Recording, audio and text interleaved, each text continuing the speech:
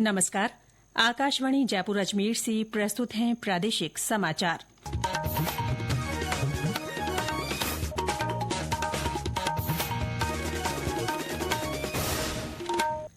समाचारों के साथ मैं रितिका गुप्ता। श्री सीपी राधाकृष्णन देश के 15वें उपराष्ट्रपति बन गए हैं। राष्ट्रपति द्रौपदी मुर्मू ने आज राष्ट्रपति भवन में आयोजित एक समारोह में उन्हें पद की शपथ दिलाई। शपथ ग्रहण समारोह में प्रधानमंत्री नरेन्द्र मोदी, पूर्व राष्ट्रपति रामनाथ कोविंद, पूर्व उपराष्ट्रपति जगदीप धनखड़, केन्द्रीय मंत्री अमित शाह, राजनाथ सिंह, जेपी नड्डा, पीयूष गोयल और नितिन गडकरी मौजूद रहे। मुख्यमंत्री भजन लाल शर्मा ने भी इस कार्यक्रम में शिरकत की। श्री राधाकृष्णन ने इस महीने की 9 तारीख को हुए उपराष्ट्रपति चुनाव में जीत हासिल की थी।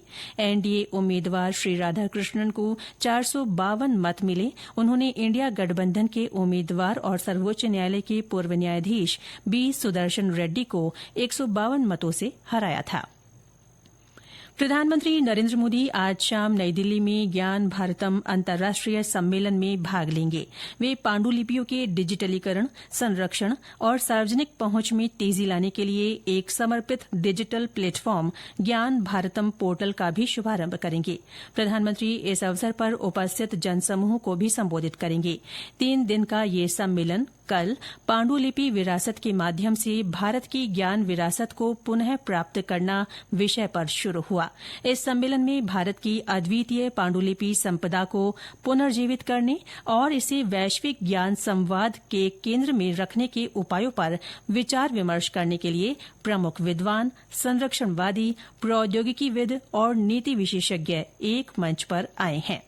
प्रदेश में कल राष्ट्रीय लोक अदालत का आयोजन किया जाएगा। ये अदालत उच्च न्यायालय जोधपुर और जयपुर पीठ सहित प्रदेश के सभी अधीनस्थ और राजस्व न्यायालयों, उपभोक्ता आयोगों और अन्य अधिकरणों में लगाई जाएगी।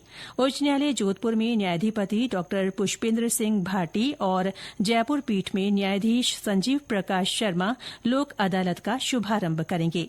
प्रदेश भर में कुल 498 बेंच बनाई गई है, जिनमें 9 लाख से अधिक मामलों को सुनवाई के लिए रेफर किया गया है। इन अदालतों में समझाइश और राजीनामे के माध्यम से मामलों के निस्तारण का प्रयास किया जाएगा। लोक अदालत को लेकर आमजन और पक्षकारों में उत्साह देखा जा रहा है। चुनाव आयोग आज नई दिल्ली में सभी राज्यों और केंद्र शासित प्रदेशों के मुख्य निर्वाचन अधिकारी कार्यालयों के मीडिया और संचार अधिकारियों के लिए 1 दिन की कार्यशाला आयोजित कर रहा है। इस कार्यशाला का उद्देश्य ये स्पष्ट करना है कि देश में चुनाव संविधान के अनुसार होते हैं। सक्षम जयपुर अभियान के तहत विशेष योग्यजन और बीपीएल श्रेणी के वरिष्ठ नागरिकों के लिए आज विशेष शिविर लगाए जा रहे हैं। राज्य सरकार की बजट घोषणा और केंद्र की राष्ट्रीय वयोश्री योजना तथा एडीआईपी योजना के अंतर्गत इन शिविरों में पात्र लाभार्थियों को कृत्रिम अंग और सहायक उपकरण उपलब्ध कराए जा रहे हैं। जिला कलेक्टर डॉ जितेंद्र कुमार सोनी ने निर्देश दिए हैं कि हर पात्र व्यक्ति तक राहत पहुंचे। उन्होंने लोगों से शिविरों में पहुंचकर योजना का लाभ उठाने की अपील की है। राजस्थान पुलिस कांस्टेबल भर्ती परीक्षा 2025 कल और परसों आयोजित की जाएगी। 10,000 पदों के लिए की जा रही इस भर्ती परीक्षा में भाग लेने वाले परीक्षार्थियों की सुविधा के लिए उत्तर पश्चिम रेलवे विशेष रेलगाड़ियां चलाएगा। श्रीगंगानगर से खातीपुरा जयपुर के लिए एक रेलगाड़ी आज शाम को 6 बजे रवाना होगी और कल सुबह 5:30 बजे जयपुर पहुंचेगी। वापसी में ये गाड़ी परसों शाम 4:40 पर जयपुर से रवाना होकर अगले दिन सुबह 5 बजे श्रीगंगानगर पहुंचेगी।